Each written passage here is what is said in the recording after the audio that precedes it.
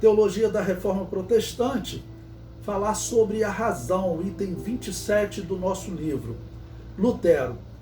Quando Lutero inicia a Reforma Protestante, surgiu um grande combate entre a filosofia e a sua pregação.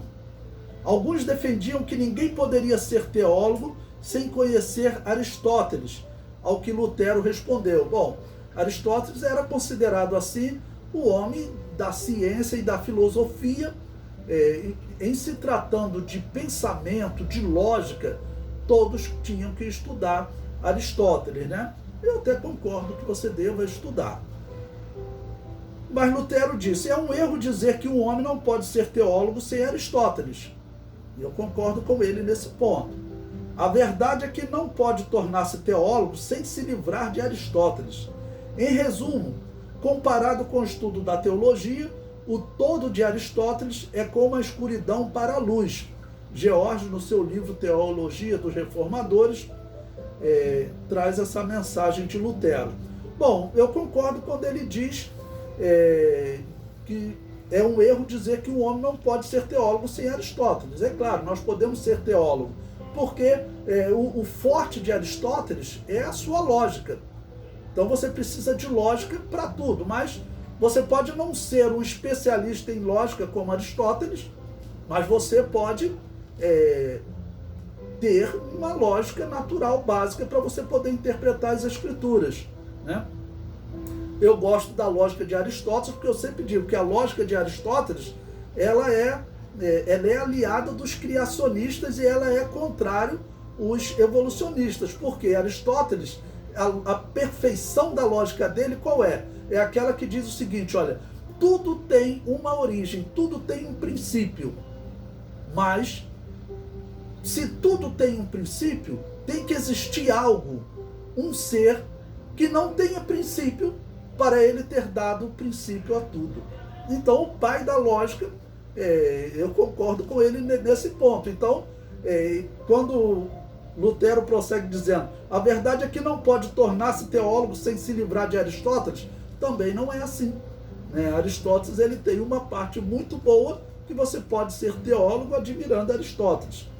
Em resumo, comparando com o estudo da teologia, o todo de Aristóteles é como a escuridão para a luz. Só se você for tratar da teologia de Aristóteles, no que ele falava sobre os deuses, mas em questão de lógica, é muita luz em termos de lógica que Aristóteles traz ao mundo. Lutero criticava a importância que se dava à razão, quase equiparando-a à teologia. Ele diz: Lutero perguntava o que Jerusalém tinha a ver com Atenas, a igreja com a academia, a fé com a razão.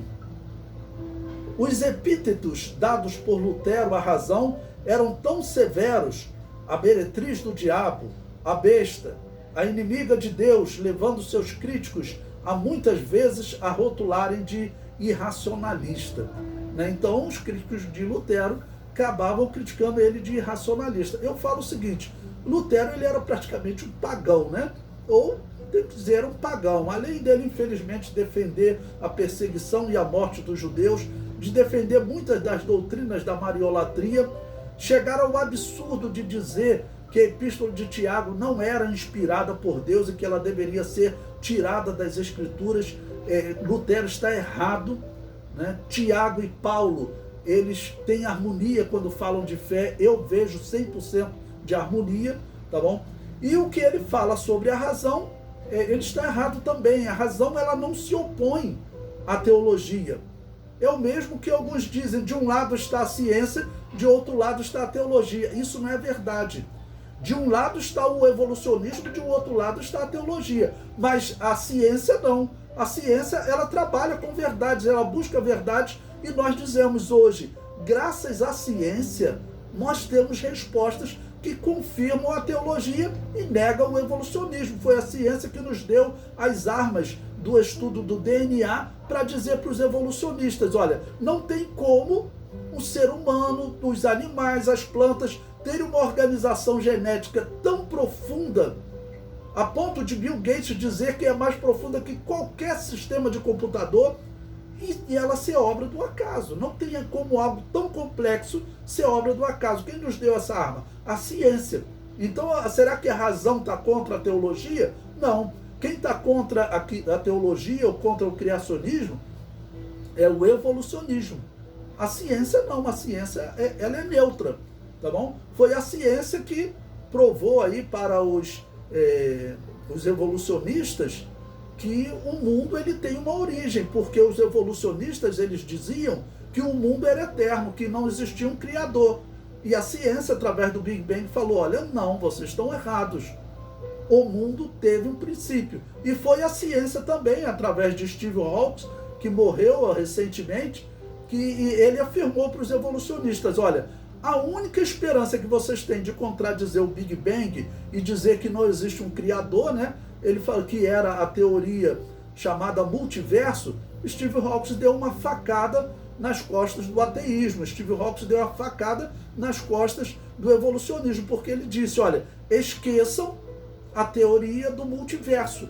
Se ela for verdadeira, nunca terá como ser comprovada. E o repórter da Folha, que analisou esse artigo dele, ainda comentou, é uma maneira sutil de dizer, a teoria do multiverso está errada. Então, qual a única teoria que existe hoje? É a teoria do Big Bang, é a teoria de que o universo teve um princípio. Esse universo aqui, ele não surgiu a partir de outro universo. Se a matéria tem um princípio, se ela não existia, a única opção que nós temos é um ser que não é matéria, ele tem que ter criado a matéria, porque a matéria não podia criar, já que ela não existia. E Aristóteles concorda com isso. Se tudo tem um princípio, tem que haver alguma coisa, algum ser que não tem princípio e que deu origem a todas as coisas.